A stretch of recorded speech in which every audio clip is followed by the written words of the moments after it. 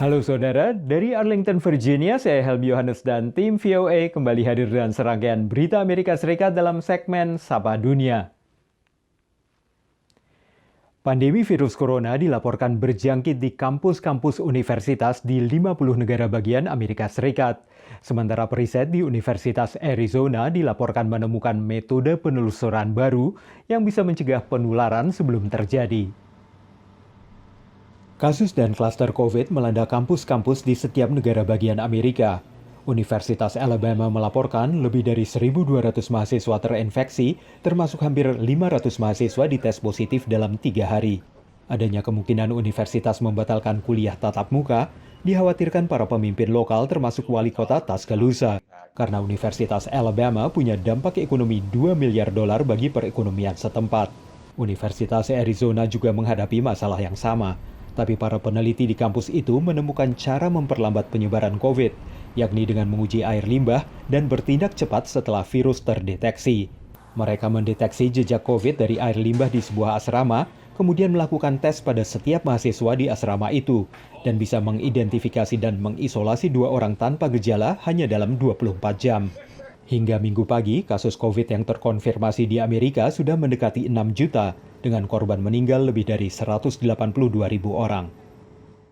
Dua partai besar Amerika, Partai Demokrat dan Partai Republik, baru saja menyelesaikan konvensi partai.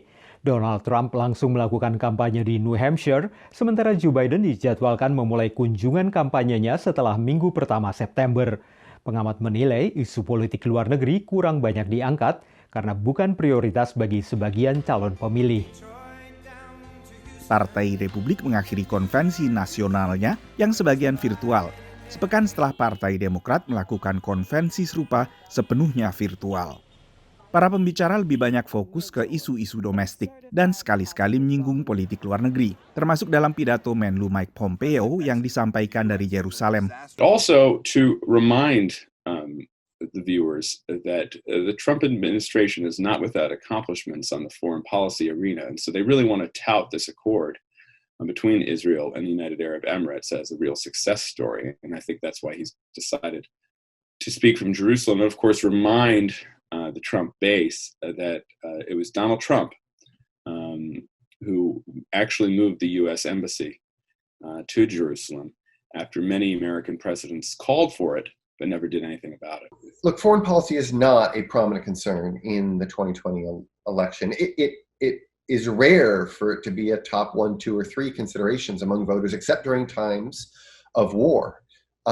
And now the big concerns have to do with COVID, they have to do with the economy, and concerns about character, about the kind of leadership that we're going to observe going forward, either under a Trump administration or a Biden administration.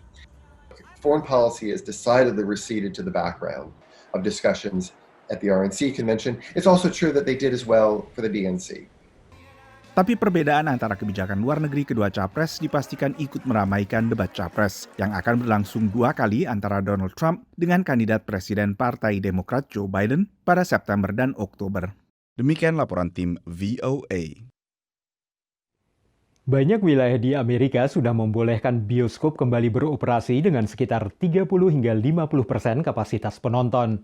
Meski ada warga yang masih enggan ke bioskop, tapi sebagian lain senang bisa menikmati film layar lebar, terutama karena ada promosi harga tiket yang sangat murah.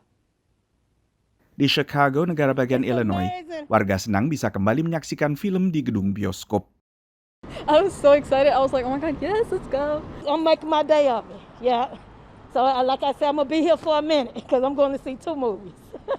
Bioskop jaringan terbesar di Amerika Serikat, AMC, Cinemark, Marcus Theatres, dan Regal Cinemas, termasuk yang kembali beroperasi di kota-kota yang membolehkannya buka lagi. I'm glad because I'm a movie buff. I come to the movies all the time. Every time I'm off work, I always come to the movies. Like I said, I'm glad the safety is number 1 though. Safety is always number 1. Di antara protokol baru tersebut adalah keharusan mengenakan masker bila tidak sedang menyantap brondong atau minum soda. Penonton pun boleh duduk berdekatan asalkan memang satu rombongan. Didn't expect that I missed it, but I did miss it. It's like I'm glad to be back. So it was a great experience. Kerinduan semacam ini juga diungkapkan penggemar film di Birmingham, negara bagian Alabama. I guess I just like the sound and the seating. It's just different from just being in your living room. Perempuan ini terakhir menonton film di bioskop pada Februari. I was surprised, but I was actually going to wait. Then I found it was 15 cents, so I was like, well, I guess I'll go. Tiket 15 sen atau sekitar 1/10 harga normal hanya berlaku sehari selama promo. Tapi setelah itu ada juga film-film klasik dengan tiket $5. I'm a huge Star Wars fan. I haven't been able to see Empire Strikes Back in theaters. I really wanted to do that. Film-film lama ini kembali diputar karena syuting film-film baru umumnya juga tertunda karena COVID. Demikian laporan tim VOA. Kini kita tengok dua bisnis yang bangga memperkenalkan produk Indonesia di Amerika Serikat. Kedai kopi Belift di San Francisco Bay Area tidak hanya menjual kopi Indonesia, tapi juga membina kaum muda tunawisma menjadi barista. Sementara produsen tempe Tofurky di Oregon yakin tempe akan semakin populer di Amerika. Ivan Hartanto, diaspora Indonesia asal Solo ini adalah pendiri Belift. Misinya sih ini memperkenalkan produk-produk Indonesia, membuktikan bahwa Indonesia itu juga punya barang-barang, terutama kalau kita kan kopi yang berkualitas, yang layak dikonsumsi dan bisa bersaing di kota-kota di Amerika sini. Sesuai namanya, Belift, Ivan percaya ia dapat mengangkat nama Indonesia sekaligus memberi dampak sosial.